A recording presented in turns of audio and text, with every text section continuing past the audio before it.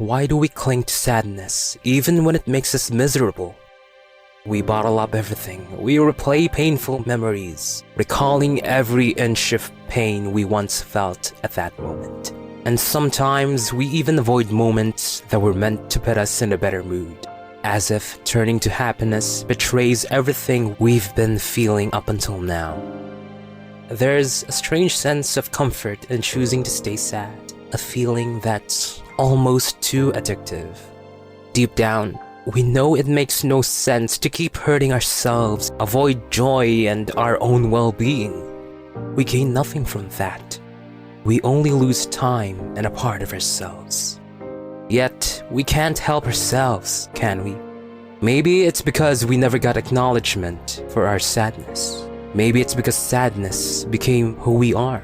Or maybe it's because we feel like something's wrong when we're not depressed.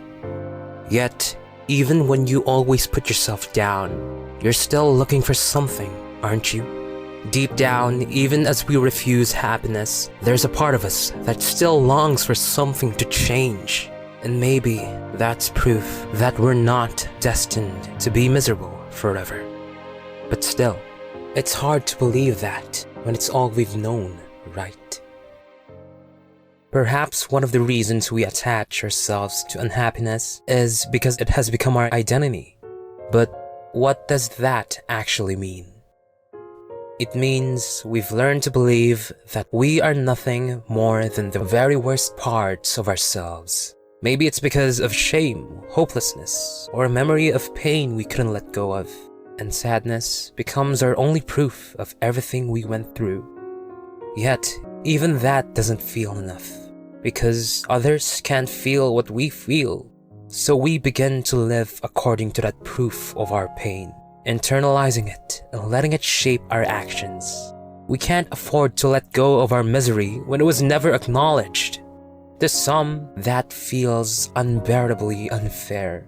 How can we walk around and act like everything's fine when we still carry wounds that were never healed? Wounds that were passed on to us by other people. Then a voice whispers in our ears, telling us we can't act like everyone else, carefree and normal. We need validation for the pain we carry, so we wear it as a badge. And while we don't always say what's wrong, our silence and our distance do the talking. In a sense, for those of us whose identity is too heavily tied to sadness, letting go feels like erasing who we are, wiping out everything we went through. We can't even imagine ourselves feeling anything else, can we? We try to picture happiness, but it all feels so wrong. One moment, we're laughing. The next, we're wondering if happiness betrays the pain we experienced. Believing joy somehow invalidates what we endured. We pull ourselves back into the darkness we know. It's not that we like being miserable. It's that we find comfort in what's familiar, in what feels more honest, even if it hurts. Sometimes, feeling sorrow becomes the only way to hold on to the validation we were never given. And just as it serves as an identity, that same anguish also becomes our protection. Sadness becomes a way to protect ourselves. By indulging in something more familiar, something more constant, we wouldn't be disappointed, since misery is all we expect, and the opposite is false for anything else. Maybe you remember that one time where just for once in your life, you were truly happy. But what happened the day after that? Were you still cheerful, still joking around like you did the day before?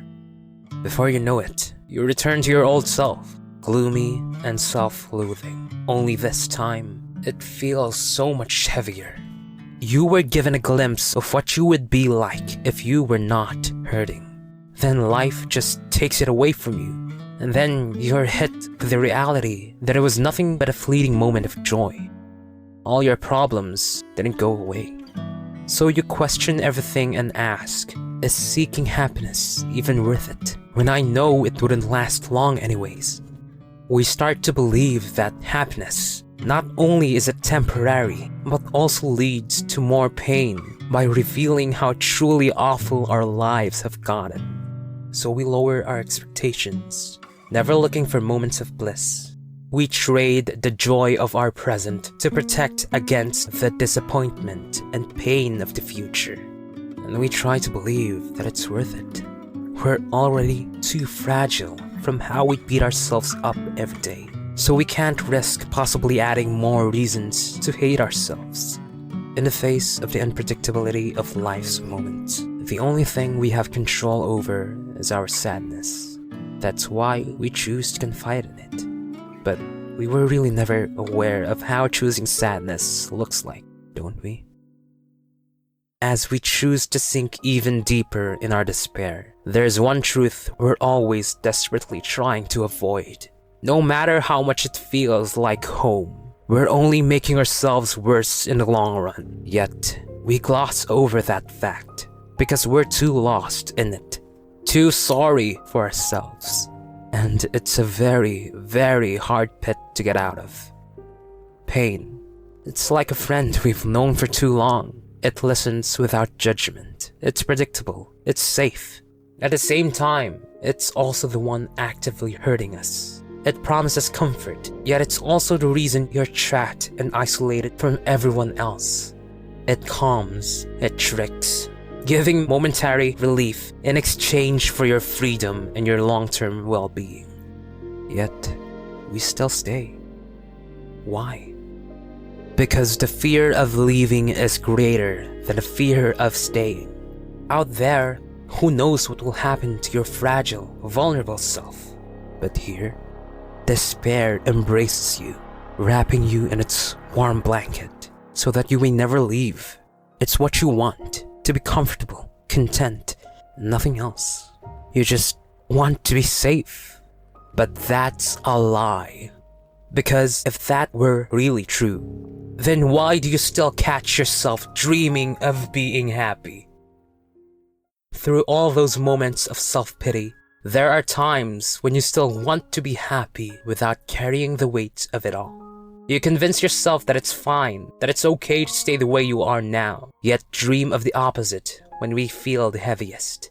It's a paradox, a single piece amongst a larger puzzle, yet it's proof enough that you're longing, hoping for better days, knowing that you don't deserve this. Because you're subconsciously aware that you weren't always like this. Once upon a time, you were but a little child, free of any burdens, laughing and cackling innocently. Time seemed to pass by in a blur when you were having so much fun back then. That memory of you, so childlike and free, it's evidence that you were never your problems. You were never your worst moods, never the weight you carry now. That little self is still inside you, buried beneath all the layers of hurt and self-doubt. And even when you've convinced yourself that misery is who you are, that child whispers softly in the background, reminding you of what was possible. It's a quiet, stubborn voice that says, you were meant for more than this. So maybe you won't be able to fix everything right away.